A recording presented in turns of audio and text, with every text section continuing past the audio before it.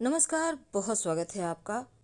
हिंदू धर्मशास्त्रों में कई ऐसे पेड़ पौधे हैं जो न सिर्फ आपके जीवन को सरल बना देते हैं बल्कि आपके जीवन के हर परेशानी को समाप्त भी कर देते हैं।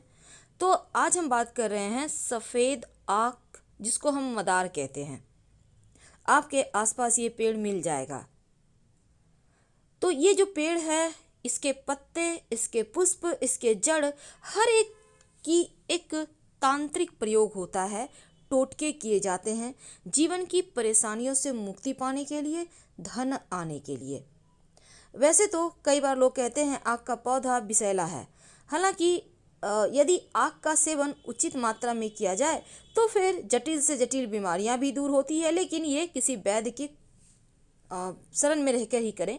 वैसे अपने मन से कोई भी काम ना करें, लेकिन आज जो हम उपाय बताएंगे, टोटके बताएंगे, उसको आप कर सकते हैं। कहीं उससे कोई हानि नहीं होगी।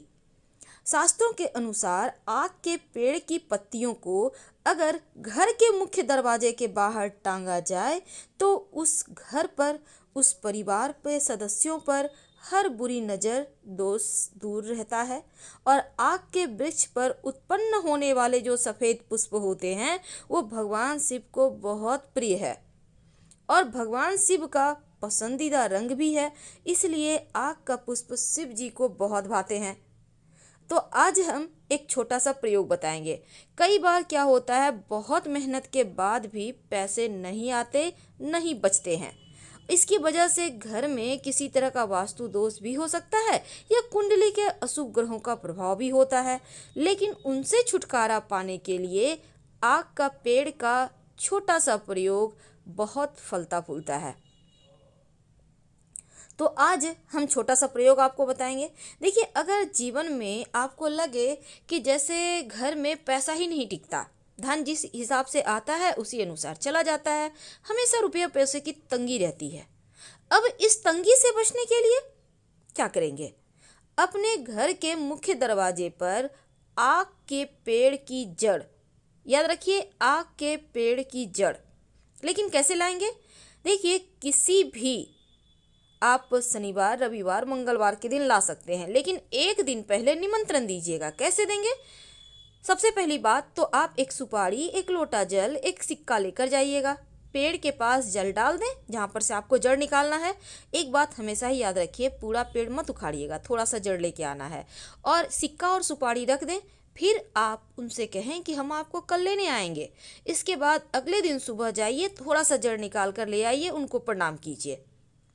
तो जब आक का पेड़ का जड़ आप ले आएं, तब नीले कपड़े यानी ब्लू कपड़ा में लपेट कर अपने घर के मुख्य दरवाजे पर टांग दें, लटका दें। ऐसा आप चाहे तो नीला धागा भी इस जड़ के ऊपर से बांध के लटका सकते हैं। नकारात्मक शक्तियां घर में प्रवेश नहीं करती, घर में सुख समृद्धि दिन दूनी रात चौगुनी बढ़ती चली जाती है। कई बार क्या होता है कि आपके घर में जैसे होती है माँ, बेटियां हैं, बहू हैं, बहुत दिन से शादी को हो गया है, संतान नहीं हो रहा है। तब ऐसे में रवि पुष्य नक्षत्र या गुरु पुष्य नक्षत्र के दिन आक के पेड़ का जड़ आप ले आइए और लाल, पहले तो जड़ लाकर आप शिव जी के मंदिर में जाइए, शिवलिंग पर एक लोटा जल अर्पित करें और इस जड़ को धो लीजिएगा पहले। इसके बाद शिवलिंग के ऊपर से 21 बार वार लें, सीधा वारना है, उल्टा नहीं।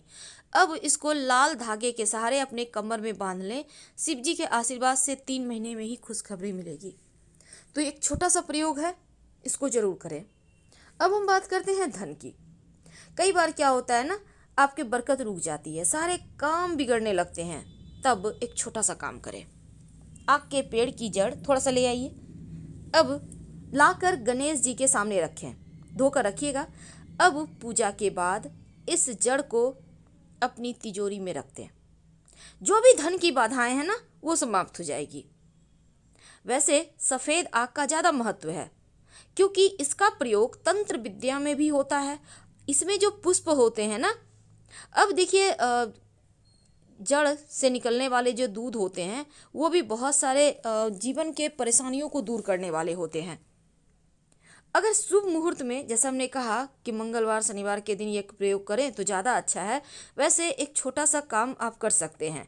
कई बार क्या होता है, धन की परेशानी ज़्यादा परेशान करती है, तब आपके जीवन के कष्टों को दूर करने के लिए आप नियमित रूप से हर सोमवार शिव जी यानी शिवलिंग पर जाकर आप आक के पुष्प की माला बनाकर उनको पहनाएं तो आपके जीवन के दुख दूर हो जाते हैं। और अगर रवि पुष्य नक्षत्र में लाल कपड़े में लपेटकर आग का जड़ अपने धन के स्थान पे रखें या अपने घर में ही रख दें तो आपके घर में सुख शांति समृद्धि बढ़ती है। वैसे ये आप अपने घर में तिजोरी में भी रख सकते हैं, कोई दिक्कत नहीं है। कई बार क्या होता है ना, शत्रु विरोधी बहुत परेशान करते हैं, आप तंग आ जाते हैं, लेकिन क्या करेंगे। कई बार अपने शत्रु होते हैं, पड़ोसी शत्रु होते हैं, आप परेशान हैं, आप चाहते हैं कि शत्रु परेशान करना छोड़ दे या आपको छोड़कर ही कहीं चला जाए, तो क्या करेंगे। सफ़ेद आक का पौधा जहाँ पे है वहाँ पे जाइए, अब उसका एक पत्ता तोड़ लें, उस पत्ते पर आक के पौधे से निकलने वाला दूध के सहारे अपने शत्रु का नाम लिखिए और वहीं जो आप आक का पेड़ है ना, आक का पौधा, उसके जो जमीन है वहाँ पर वहीं पर थोड़ा सा मिट्टी हटाकर इस पत्ते को दबा दें, आपका शत्रु शांत हो जाएगा। आप चाहें तो इसको जल में भी प्रवाहित कर सकते हैं अगर आपके आसपास वैसा स्थान है तब। तो ये आग का प्रयोग बहुत सारे ऐसी चीज़ों में काम आता है जो आपके हर कष्ट को, हर संकट को दूर कर देता है। तो याद रखिएगा, शत्रु का जब नाम लिखिएगा ना तो दूध से ही लिखिएगा, उसी आग के पौधे के दूध से। थोड़ा सा आप पत्ता तोड़ेंगे तो उससे दूध निकलता है, अब उसी के सहारे आप लिखिए। अगर एक से ज़्यादा शत्रु हैं तो अलग अलग पत्ते पर हर शत्रु का नाम लिखें। यह प्रयोग आप किसी भी सोमवार, शनिवार, रविवार, मंगलवार के दिन कर सकते हैं तो आपको राहत मिलेगी। और शिव जी को आग का पुष्प तो विशेष प्रिय है। और अगर एक छोटा सा प्रयोग, कई बार होता है कि आपके घर में छोटे बच्चे हैं, उनको नज़र लग जाती है, अक्सर तबीयत खराब रहती है, तब क्या करेंगे। तब सफ़ेद जो आँख होता है ना पुष्प, इसके 11 पुष्प ले लें, उसको माला बना लें, बच्चे को पहना दें, आप देखिएगा नज़र दोष दूर हो जाएगा, रक्षा होगी। वैसे आपको पता होगा कि इस सफ़ेद आक के पौधे की जड़ में 21 साल के बाद, यानी जो 21 साल पुराना पेड़ है उसके जड़ से गणेश जी की आकृति का कंद निकलता है और इस आकृति को अगर आप उनकी पूजा करें तो जीवन में रोग, शोक, दुख कुछ भी परेशान नहीं करता। वैसे तो आप जो सफ़ेद आक है ना, अगर सफ़ेद आग का जड़ अपने घर के मुख्य दरवाजे पर टांगते हैं या फिर आपको लगता है आपके घर में कोई व्यक्ति है जिसको किसी ने कुछ कर दिया है, कई बार ऐसा हो जाता है, तब सफ़ेद आग का जड़ लाकर उस व्यक्ति को जो पीड़ित है उनके गले में पहना दें काले धागे के सहारे। वैसे सफ़ेद धागा भी चलेगा, दोनों में आपको जो इच्छा हो। देखिएगा, जो भी किसी ने किया होगा वो वापस उसी के पास चला जाएगा। लेकिन क्या आपको पता है, इस आकड़े के पौधे का जो जड़ होता है, अगर आप इसको लाकर अपने पॉकेट में, पर्स में या अपने धन स्थान पे रखते हैं तो किसी का किया कराया आप पर असर नहीं करता। इसके बहुत सारे प्रयोग हैं, लेकिन एक बात हमेशा याद रखिए, अगर इसको आप ताबीज़ में भरकर धारण करते हैं या घर के मुख्य दरवाजे पर बांध देते हैं तो बड़े से बड़े तंत्र क्रियाओं का काट है ये। तो फिलहाल हम आपसे विदा लेते हैं। जानकारी अच्छी लगे तब लाइक कर सब्सक्राइब करें, अपनों से शेयर करें और कमेंट में हर हर महादेव जरूर लिखें। धन्यवाद।